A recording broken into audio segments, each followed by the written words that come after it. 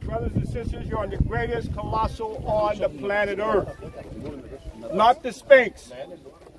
That's a Greek name. HeruemAkhet. Ra in the horizon. Looking to the east, the oldest colossal on the planet Earth.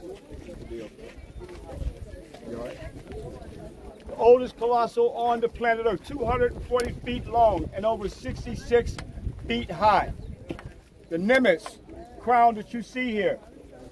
Again, when you see the mortar under there, that was not of ancient times. That was put under there recently. The postiche divine beard is in the British Museum. And the uraeus. You see his nose has been blown off. When Napoleon came here in 1798 to fight the Mamelukes, this is where he got his soldiers to line up the cannons, 21 cannons, to blow off his nose because of the African phenotype that he hated. This is where you get the 21 gun salute. Even on R&R during World War I and World War II, soldiers would come here and shoot at his face. That's why you got puck shots all in the face, because of the psychopathic racism that the Europeans had of this African colossal. When we go back and look at some of the European writers, like Baron Vivian Dinan, who wrote in his book, Ruins of the Empire, that Thomas Jefferson refused for that book to be published in the United States. Because in that book, Baron Vivian Dinan wrote, when he came here, like you are here, he looked up at HeruemAkhet and gave a description of this colossal, and he said, this is an African colossal, as they were using the term then, Negro colossal. And Thomas Jefferson said, if you take that out of your book, he would publish it in the United States. When Baron Vivian Dinan came to, what's Thomas Jefferson's? Monticello. Monticello. When he came there, told him to take it out, but he refused. So, why? Because Thomas Jefferson, this is the beginning of white supremacy establishing in America. And also that African people were what? Looked at as what?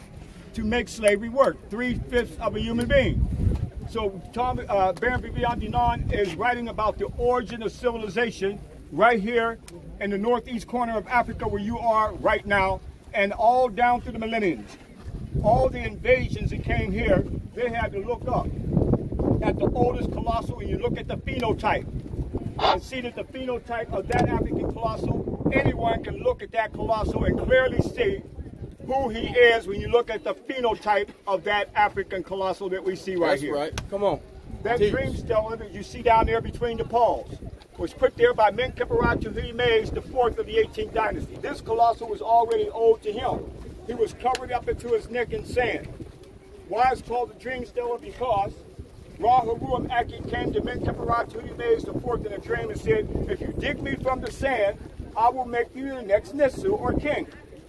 He dug him from the sand, and he became the next king.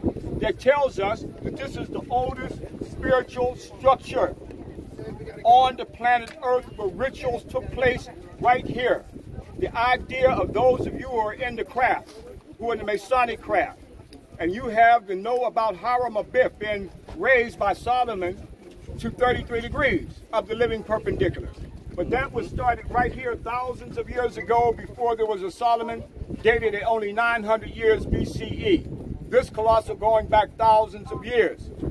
So here we see this is where we get being raised by the Grand Master's grip of the lion's paw. He's looking to the east because the constellation of Leo the lion rises in the east.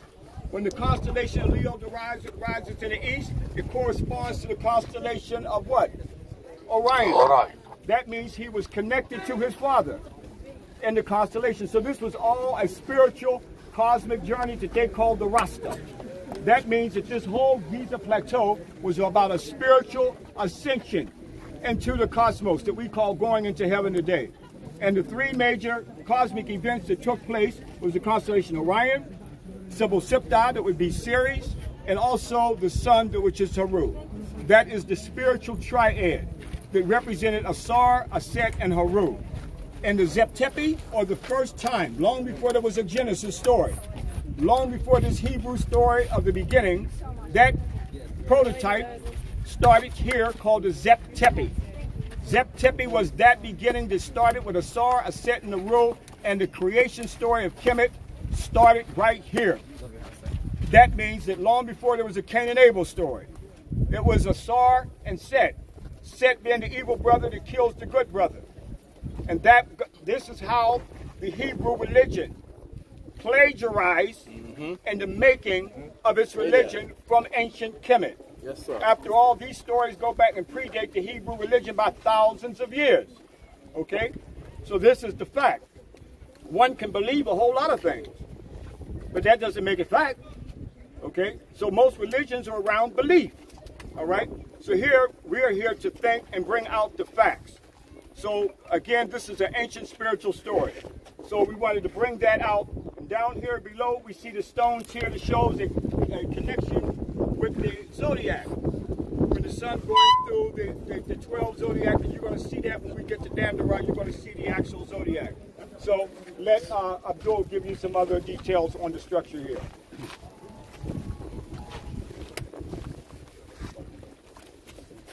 Your battery went out?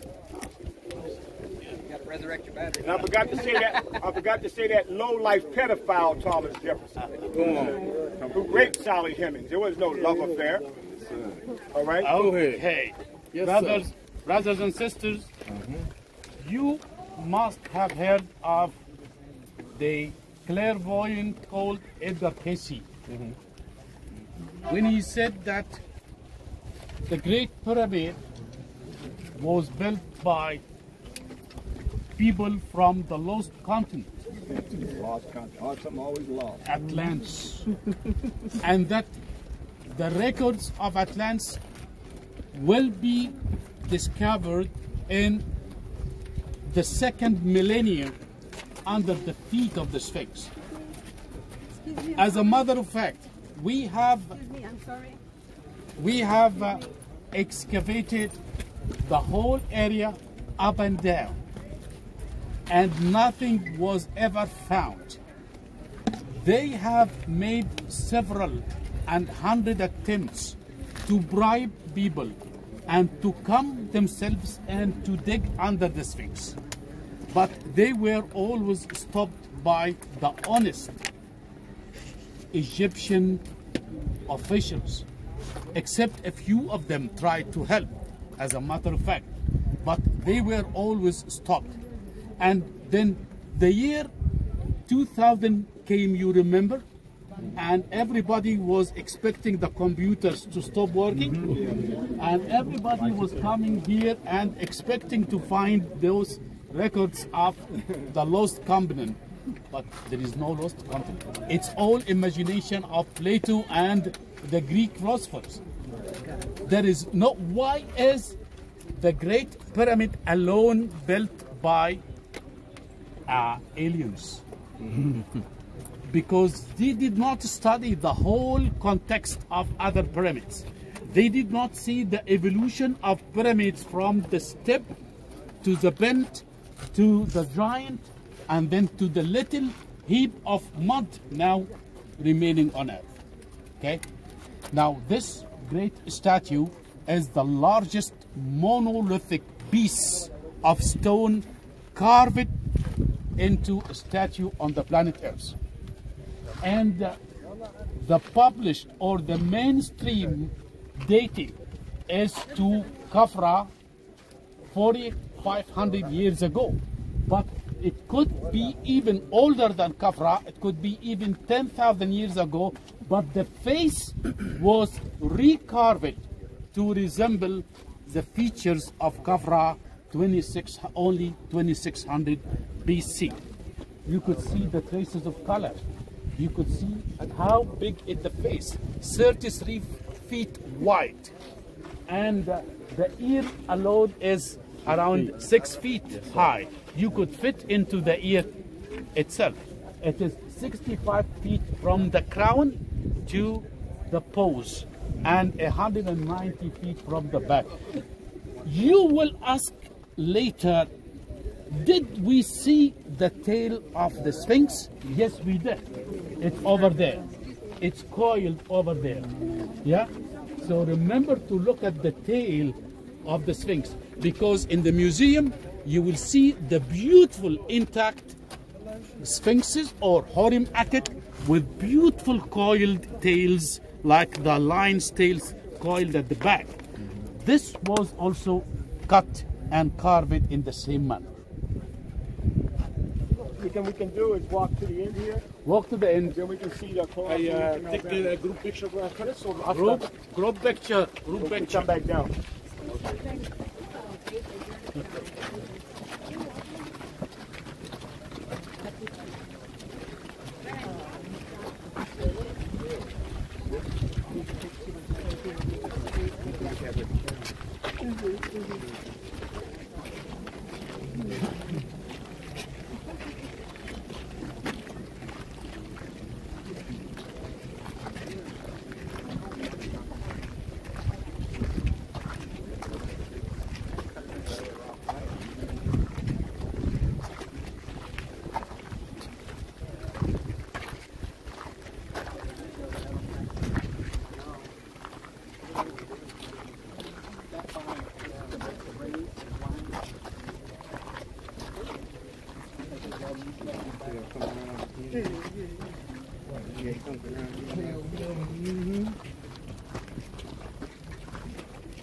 That's another. Now you can really get an awesome power of the HeruemAkhet.